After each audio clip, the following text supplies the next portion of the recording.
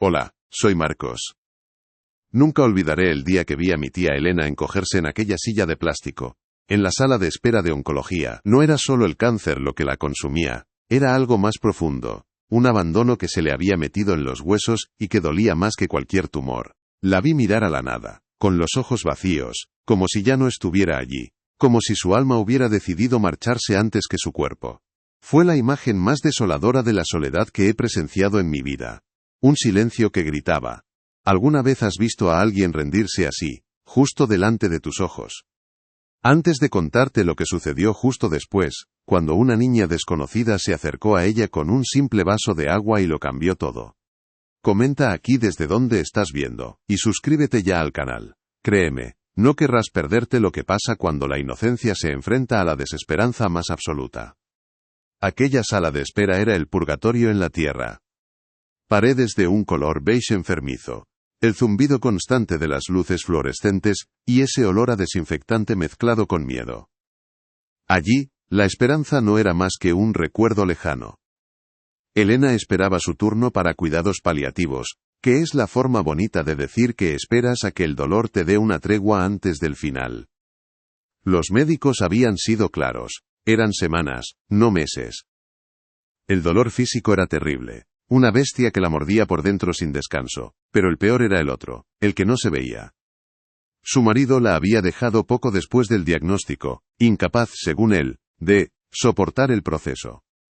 Mis primos, sus hijos, la visitaban por pura obligación, con la incomodidad pintada en la cara, sin saber qué decir, deseando que la visita terminara pronto.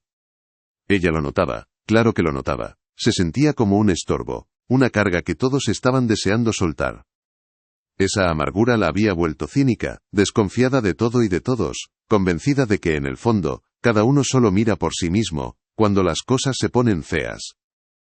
El ambiente en esa sala era un reflejo perfecto de su alma, nadie hablaba con nadie. Cada paciente estaba encerrado en su propia burbuja de sufrimiento, con la mirada perdida en el suelo o en la pantalla del televisor sin sonido que colgaba de la pared. Las enfermeras pasaban con una eficiencia casi robótica, llamando nombres con una voz monótona, inmunes al drama que se repetía cada día. Era un lugar diseñado para procesar la enfermedad, no para consolar a las personas. Un limbo frío donde la vida se suspendía y solo quedaba la espera. Elena formaba parte de ese decorado de resignación, una figura más en un mar de desesperanza silenciosa. Recuerdo a mi tía de antes. Era la que organizaba todas las comidas familiares, la que reía más fuerte, la que te llenaba el plato 3 veces aunque dijeras que no podías más. Su casa olía a bizcocho recién hecho y a vida. Verla ahora reducida a una sombra frágil y callada, era una tortura.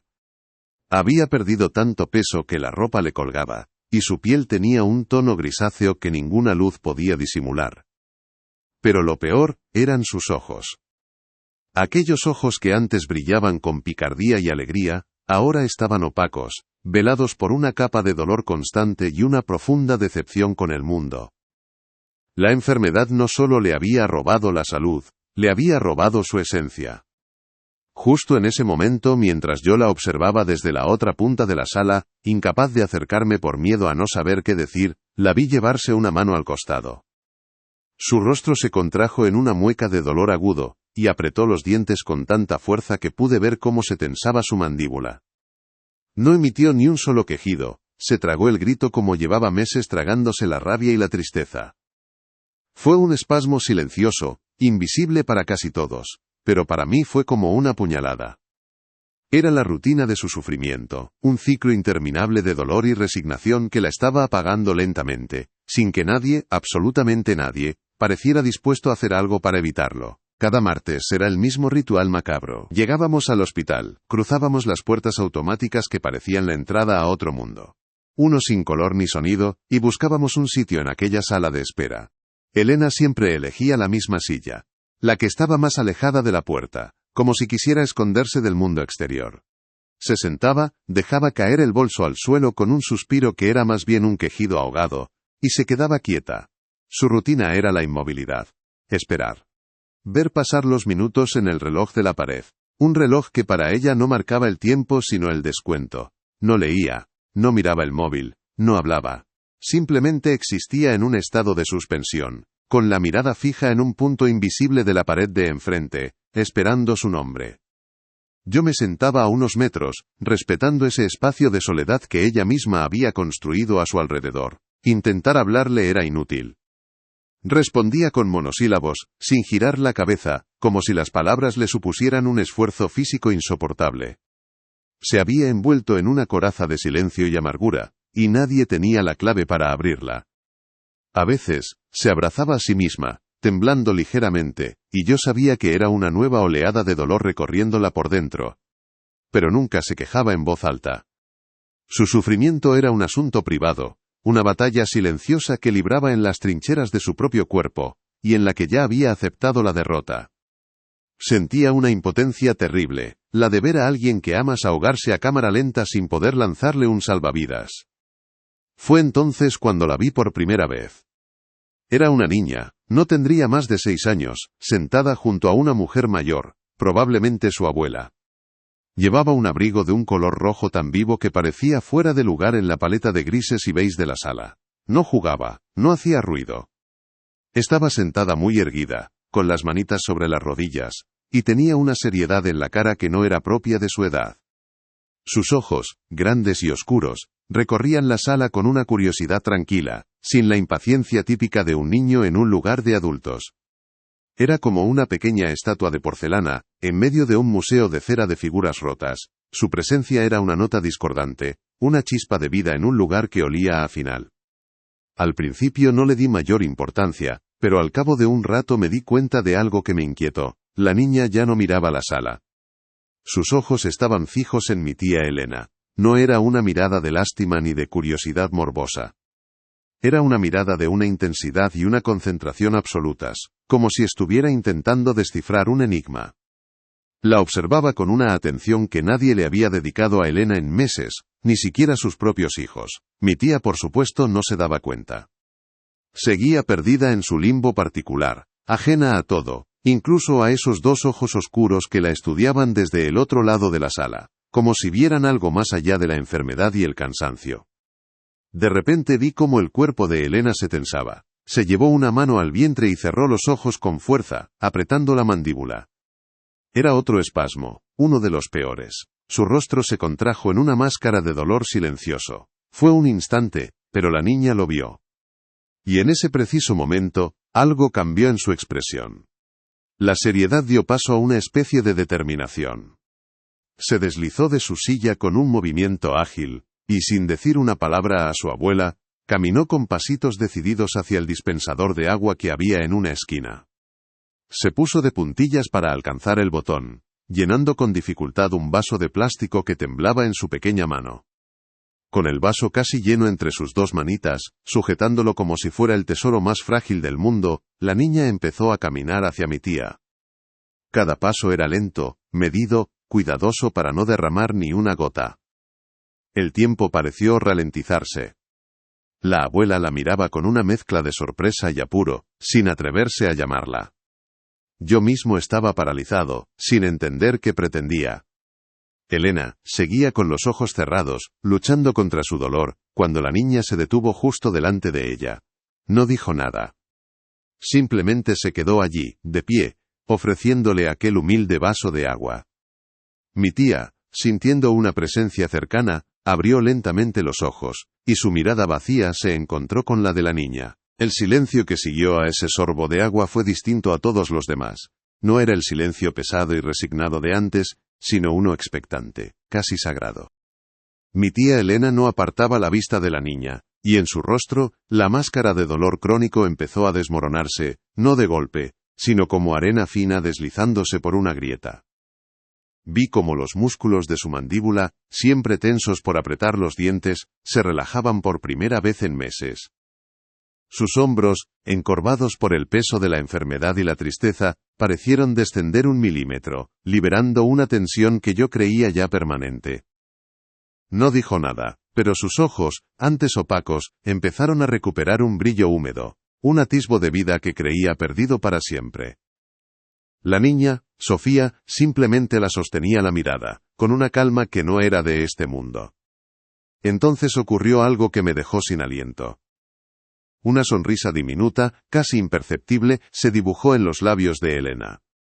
No era una sonrisa de cortesía ni de amargura, como las que a veces forzaba con las enfermeras. Era una sonrisa frágil, temblorosa, cargada de una incredulidad absoluta, como si sus propios músculos faciales no recordaran cómo ejecutar ese movimiento. Era la sonrisa de alguien que acaba de despertar de una pesadilla larguísima y no se atreve a creer que el sol ha salido de verdad. Se quedó mirando a Sofía, y esa sonrisa se mantuvo, ganando un poco de fuerza, mientras una única lágrima, la primera que no era de puro dolor físico, resbalaba lentamente por su mejilla. Yo, desde mi silla, sentí que se me hacía un nudo en la garganta. Hacía años que no la veía sonreír así. La abuela de la niña, que hasta entonces había permanecido paralizada, pareció reaccionar. Se levantó con la intención de disculparse, de llevarse a su nieta de allí, probablemente avergonzada por la escena. «Sofía, cariño, deja tranquila a la señora», empezó a decir con voz apurada, pero mi tía levantó una mano, un gesto lento pero firme que la detuvo en seco. «No, por favor». «No me molesta en absoluto», dijo Elena. Su voz sonó extraña, menos rasposa, como si el agua no solo le hubiera calmado el dolor, sino que también le hubiera limpiado la garganta. Se inclinó un poco hacia adelante, sin la mueca de sufrimiento que solía acompañar cualquier movimiento, y le preguntó a la niña con una suavidad que me estremeció: «¿Cómo te llamas?». La niña respondió sin dudar, con su vocecita clara y serena: «Sofía». Mi tía repitió el nombre en un susurro: «Sofía», como si lo saboreara. Y entonces, sus ojos se desviaron por un instante hacia el televisor, sin sonido que colgaba de la pared. En la pantalla, dos políticos gesticulaban acaloradamente en un debate mudo. Sofía siguió su mirada y, con la misma seriedad con la que le había ofrecido el agua, dijo: «Están enfadados porque se les ha olvidado cómo se habla de verdad». La frase fue tan absurda, tan infantil y a la vez tan certera, que a mi tía se le escapó un sonido que no le oía desde antes de la enfermedad. Un carraspeo que se convirtió en una risa ahogada, corta y oxidada. Fue como oír el motor de un coche viejo que arranca después de años abandonado. Ese sonido, en mitad del silencio fúnebre de la sala, fue la cosa más viva y esperanzadora que había escuchado en mucho tiempo. Justo en ese momento, la voz monótona de una enfermera resonó por el altavoz. «Elena García, a la consulta 3. Normalmente, ese era el comienzo de una tortura».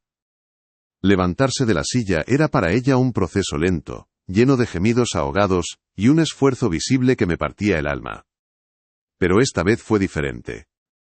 Apoyó las manos en los reposabrazos, y se puso de pie con una fluidez que me pareció imposible. No hubo mueca de dolor, no hubo quejido. Se quedó erguida un segundo, con una expresión de puro asombro, como si estuviera redescubriendo su propio cuerpo. Se tocó el costado, donde siempre se concentraba el peor de los dolores, no con angustia, sino con la curiosidad de quien busca algo que sabe que debería estar ahí pero ya no encuentra. Antes de caminar hacia la consulta, se giró y miró a Sofía. La niña no sonrió, simplemente le hizo un pequeño y solemne gesto de adiós con la mano. Mientras la seguía por el pasillo, noté que su forma de caminar había cambiado. Ya no arrastraba los pies con la pesadez de quien carga con el mundo a cuestas. Daba pasos más firmes, más seguros. Su espalda, antes permanentemente curvada en una postura de derrota, estaba un poco más recta. No era una curación milagrosa y visible para todos, pero para mí, que conocía cada detalle de su sufrimiento, era como presenciar un terremoto silencioso. La transformación más grande, sin embargo, estaba en su rostro. La neblina de desesperación se había disipado, y en su lugar había una luz de desconcierto, de asombro, y sobre todo, de una paz incomprensible que no pertenecía a las paredes de aquel hospital. Algo fundamental se había roto en ella esa tarde, la certeza de que ya no quedaba esperanza. Cuando entramos en la consulta del doctor Ramírez, el especialista en paliativos, noté cómo nos miraba por encima de sus gafas. Estaba acostumbrado a ver a mi tía entrar arrastrando los pies, con el rostro contraído por el dolor, y desplomarse en la silla. Pero esa vez, Elena entró caminando erguida, y se sentó con una calma que descolocó al médico. «¿Cómo se encuentra hoy Elena?», preguntó él con su tono profesional de siempre, esperando la letanía de dolores y molestias. Ella tardó un segundo en responder, como si estuviera buscando las palabras adecuadas. No lo sé, doctor, dijo finalmente, con una voz clara y firme que no le oía desde hacía años. El dolor, no está, simplemente no está ahí. El doctor esbozó una sonrisa condescendiente, la típica que le pones a un paciente que tiene un buen día, y empezó a hablar de ajustar la dosis de morfina, sin entender que lo que acababa de oír no era una mejoría, era una imposibilidad. El viaje de vuelta a casa fue el más extraño de todos. Normalmente, esos trayectos eran una tortura silenciosa. Yo conducía con un cuidado extremo para evitar los baches, y aún así, cada pequeño sobresalto le arrancaba un gemido ahogado. El coche se llenaba de una tensión insoportable, el olor a hospital y a derrota. Pero aquel martes, el silencio era diferente. No era pesado, sino reflexivo. Elena no miraba al frente con la vista perdida, sino que observaba el paisaje a través de la ventanilla con una curiosidad que creía extinta. De repente rompió el silencio para decir algo que me dejó helado. Mira, Marcos, los árboles ya tienen brotes, no me había dado cuenta de que ya era primavera. No era solo una observación sobre el tiempo, era una declaración. Estaba volviendo a ver el mundo, a notar los detalles de la vida que la enfermedad le había robado. Por primera vez en meses, no volvíamos de una sentencia sino de un comienzo. Al llegar a su casa, su rutina se rompió por completo. Lo normal era que fuera directamente al sofá del salón, se acurrucara bajo una manta y se quedara allí, inmóvil, hasta la siguiente dosis de medicación. Pero ese día, dejó el bolso sobre la mesa del recibidor y se quedó de pie en mitad del pasillo, simplemente mirando a su alrededor como si estuviera en una casa ajena. La vi caminar lentamente hacia la cocina, abrir un armario y coger un tarro de canela. Lo abrió y lo acercó a su nariz, cerrando los ojos e inspirando profundamente. Una sonrisa melancólica se dibujó en su rostro. «Huele a los bizcochos de la abuela», susurró para sí misma. Estaba reconectando con su propia vida, con los recuerdos felices que el dolor crónico había sepultado bajo capas y capas de sufrimiento. Estaba volviendo a habitar su propio cuerpo y su propia casa, y yo era testigo de un milagro silencioso. Esa noche, cuando mi primo David, su hijo mayor, la llamó por teléfono, la conversación fue surrealista. Él esperaba la llamada de siempre, un par de minutos de monosílabos, quejas veladas, y un «hasta mañana», dicho con alivio. Pero se encontró con su madre preguntándole por su trabajo, por sus hijos, interesándose de verdad. Su voz sonaba más fuerte, más nítida. David, al otro lado de la línea, estaba desconcertado. «Mamá, ¿te han subido la medicación? Te noto distinta», le preguntó, incapaz de procesar el cambio. Elena se rió, una risa suave pero genuina. «No, hijo, no es la medicación, he tenido un día, bueno».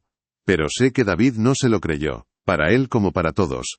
Era más fácil pensar en un efecto secundario de los fármacos, que aceptar que algo inexplicable y maravilloso estaba ocurriendo.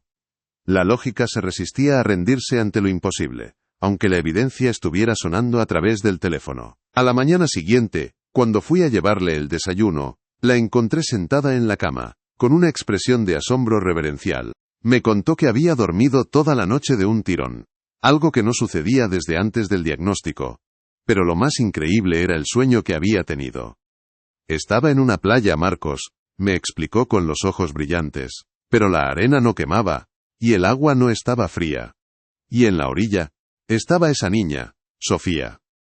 No me decía nada, solo construía castillos de arena y me sonreía. Y cada vez que una ola deshacía un castillo, ella construía otro más grande y más bonito, sin enfadarse. Me desperté sintiendo una paz que no recordaba. No lo contaba como un simple sueño, sino como una visión, una parábola que solo ella entendía. La niña no solo le había quitado el dolor, le estaba enseñando a reconstruirse después de que la ola de la enfermedad lo hubiera arrasado todo. Pero la prueba definitiva, la que hizo que hasta el más escéptico de nosotros tuviera que callarse, llegó un par de horas después. Uno de los síntomas más visibles y molestos de su enfermedad era un edema severo en las piernas y los tobillos. Estaban siempre hinchados, deformados, y le causaban un dolor punzante constante. Esa mañana, mientras le ayudaba a ponerse los calcetines, me quedé paralizado. La hinchazón había desaparecido casi por completo.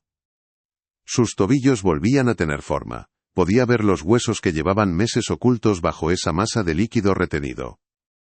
Se los toqué incrédulo, y la piel estaba suave, no tensa y brillante como antes. Ella se miró los pies como si no fueran suyos. ¿Lo ves?, me dijo en un susurro cargado de emoción. No estoy loca. Y en ese momento, supe que no lo estaba.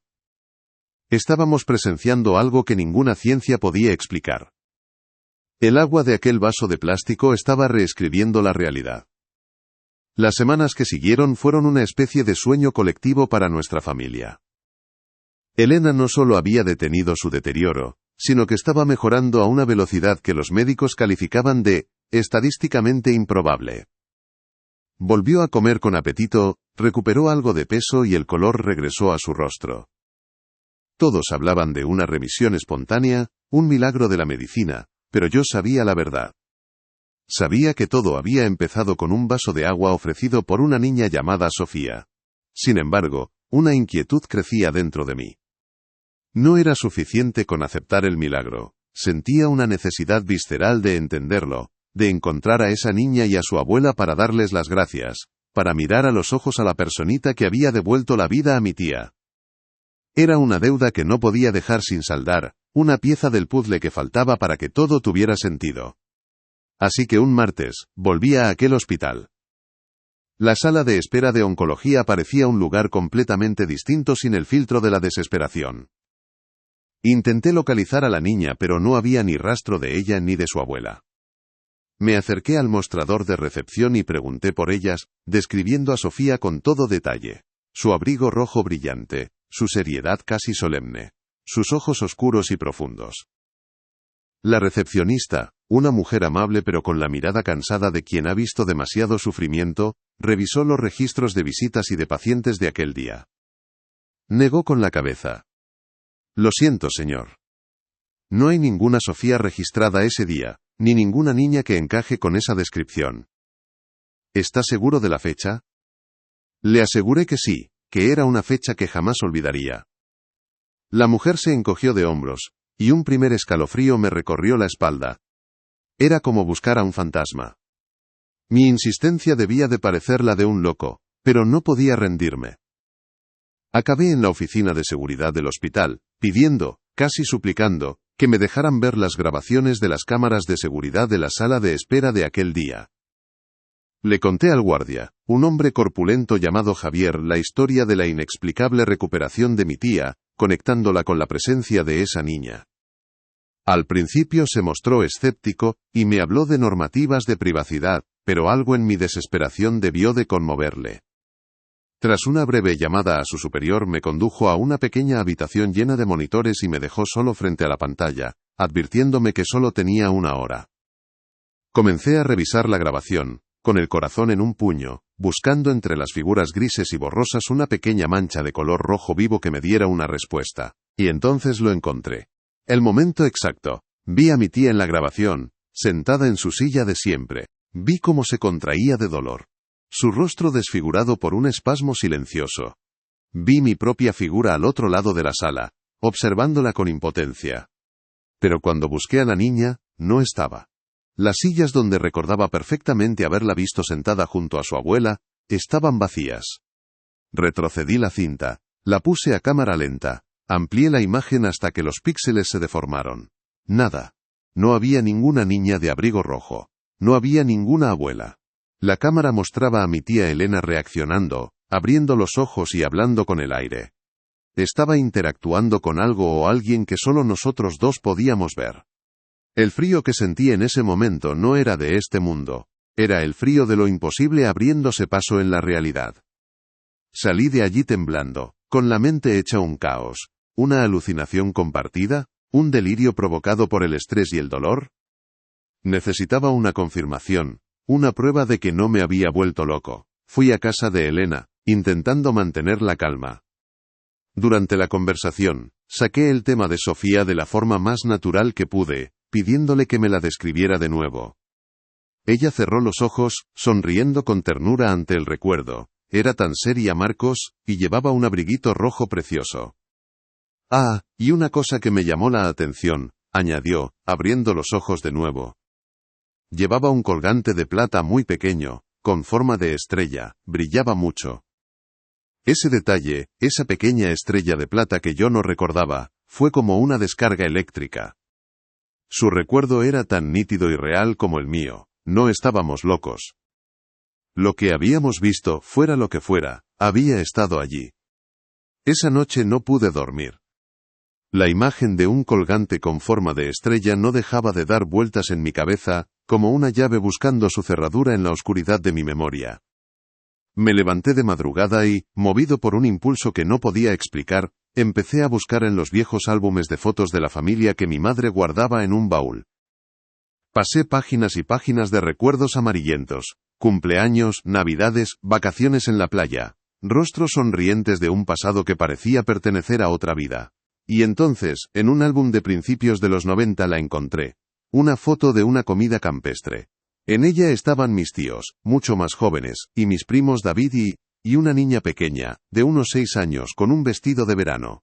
La niña sonreía a la cámara, y alrededor de su cuello, brillando bajo el sol de aquel día lejano, llevaba un pequeño colgante de plata con forma de estrella.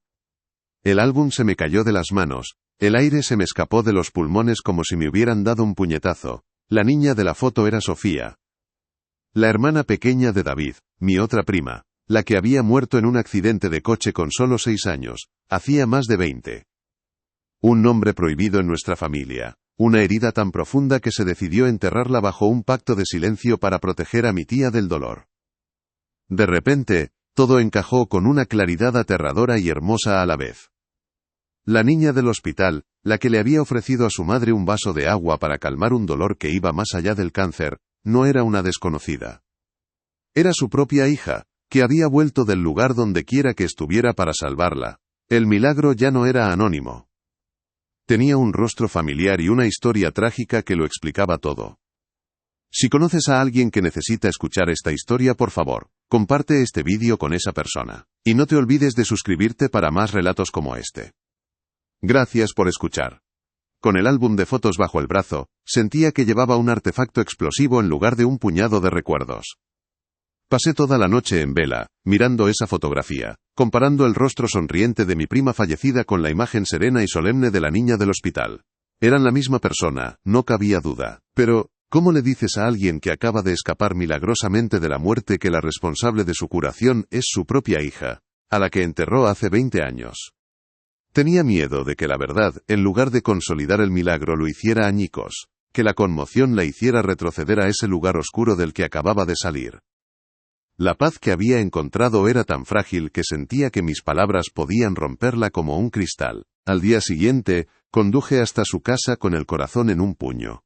El sol entraba por las ventanas y el lugar olía a limpio, a vida, no a enfermedad. La encontré en el pequeño jardín trasero, de rodillas, arrancando malas hierbas con una energía que me dejó sin palabras.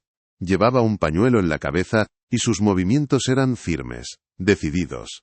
Hacía años que no la veía hacer algo tan normal, tan físico. Me quedé mirándola desde la puerta, con el álbum de fotos pesándome en las manos. Ella se giró al sentir mi presencia y me sonrió, una sonrisa amplia y genuina que le iluminaba toda la cara. ¿Ves, Marcos? Estas sinvergüenzas han aprovechado mi ausencia para invadirlo todo, dijo, señalando un montón de hierbajos. Esa normalidad hizo que la tarea que tenía por delante me pareciera aún más imposible y cruel. Me senté con ella en el porche, con una taza de té que ella misma me preparó. Busqué las palabras pero no salían. Así que, en lugar de hablar, simplemente abrí el álbum sobre la mesa, en una página al azar, lejos de la foto clave. Empezamos a recordar, a reírnos de los peinados de los 80, de la ropa horrible que llevábamos en las comuniones. Lentamente, la fui guiando a través de los años, acercándome al momento que tanto temía. Finalmente, con un nudo en la garganta, le pregunté en un susurro: «Tía, ¿piensas mucho en Sofía?» El nombre quedó suspendido en el aire, rompiendo un tabú de 2 décadas. Su sonrisa se desvaneció al instante. Dejó la taza sobre la mesa, y su mirada se perdió en el jardín. Todos los días, Marcos. No hay un solo día que no piense en ella, respondió con una voz rota que creí que ya no volvería a escuchar. Con las manos temblorosas, pasé la página y dejé el álbum abierto en la foto del día de campo. No dije nada. Simplemente señalé con el dedo a la niña sonriente del vestido de verano. Elena se inclinó para verla mejor, frunciendo el ceño. Al principio, vi la nostalgia en sus ojos, el dolor sordo de un recuerdo lejano. Pero entonces, su mirada se fijó en el pequeño punto brillante que colgaba del cuello de la niña. Vi cómo sus pupilas se dilataban, cómo su respiración se contenía. Acercó su mano a la foto, pero no llegó a tocarla, como si temiera que la imagen se quemara o se desvaneciera. «La estrella», susurró, y su voz era apenas un hilo. Levantó la vista hacia mí, y en sus ojos ya no había solo dolor, sino una pregunta aterradora, una comprensión imposible que luchaba por abrirse paso. Fue entonces cuando se rompió. El entendimiento la golpeó con la fuerza de una ola, y se echó hacia atrás en la silla, llevándose las manos a la boca. Las lágrimas empezaron a brotar de sus ojos, pero no eran las lágrimas silenciosas y resignadas de la enfermedad. Eran sollozos desgarradores, profundos, que venían de un lugar de su alma que había mantenido cerrado bajo llave durante 20 años. «No puede ser», repetía una y otra vez entre sollozos. «Marcos, dime que no es verdad, dime que me estoy volviendo loca». Me miraba con una mezcla de pánico, y una esperanza tan desesperada que me partió el corazón. Estaba en el umbral de una verdad que podía salvarla por completo o destruirla para siempre, y me suplicaba que la empujara en la dirección correcta, aunque ninguna de las dos tuviera sentido. Me arrodillé a su lado, le cogí las manos y la obligué a mirarme. «No estás loca, tía, yo también la vi», le dije con toda la certeza que pude reunir. Estaba allí. No sé cómo, no sé por qué, pero era ella. No era un fantasma, no era algo para asustarse, era amor, era ella, cuidándote. Le conté lo de las cámaras de seguridad, como solo nosotros dos podíamos verla. Le expliqué que no había venido a recordarle su dolor, sino a quitárselo. Que el amor de una madre por su hija, y el de una hija por su madre, era tan fuerte que ni siquiera la muerte podía romperlo. Le dije que el milagro no había venido de un extraño sino de la parte más profunda de su propia historia, de su propio corazón. Era un regalo que su pequeña le había traído desde donde estuviera. Elena dejó de llorar. Se quedó en silencio, con la mirada perdida, procesando mis palabras. Lentamente, bajó las manos y volvió a mirar la fotografía. Esta vez, su expresión era diferente. El shock y el pánico habían desaparecido, reemplazados por una especie de asombro sagrado. Con la yema del dedo, acarició con una ternura infinita el pequeño rostro sonriente de la foto. Una sonrisa temblorosa se dibujó en sus labios, una sonrisa que mezclaba el dolor de la ausencia con la inmensa gratitud del reencuentro. «Mi niña», susurró.